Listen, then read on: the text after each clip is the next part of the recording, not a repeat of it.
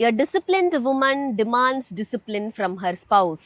So ஒரு ரிலேஷன்ஷிப்பில் commit ஆன பிறகும் எல்லா பெண்கள்கிட்டையும் ஃப்ளர்ட் பண்ணுறது, சேட் பண்ணுறது, சீட் பண்ணுறதுன்னு இருக்கிற ஆண்கள், please don't choose a disciplined women.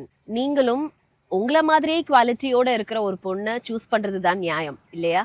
And let your girl know about your behaviours. ஐயோ இது தெரிஞ்சா எந்த பொண்ணுமே என்ன கல்யாணம் பண்ணிக்க மாட்டான்னு நினைச்சீங்கன்னா ஐ எம் சாரி. நீங்க பொய் சொல்லி கல்யாணம் பண்ணிக்கிறதால ரொம்ப காலம் உங்க வைஃபை ஏமாத்த முடியாது. ஒரு நாள் கண்டிப்பா அவங்களுக்கு உண்மை தெரிய வரும். அப்போ உங்களை நிராகரிக்க வாய்ப்பு இருக்கு. ஒழுக்கம் என்பது எல்லோருக்கும் ஒண்ணுதான். எப்போ உங்களிடம் ஒழுக்கம் இல்லையோ அப்பவே நீங்க அதை மற்றவர்களிடம் எதிர்பார்க்க தகுதியற்றவர்கள். ஆஃப்டர் மேரேஜ் என் மனைவி எனக்கு மட்டும் சொந்தமானவனா? அப்ப நீங்களும் அப்படித்தானே? இல்ல இல்ல என்னுடைய சூழ்நிலை அப்படி, தெரியாம நடந்து போச்சுன்னு சொல்வது ஏற்புடையதல்ல. எதுவும் உங்களுக்கு தெரியாம நடக்க வாய்ப்பில்லை.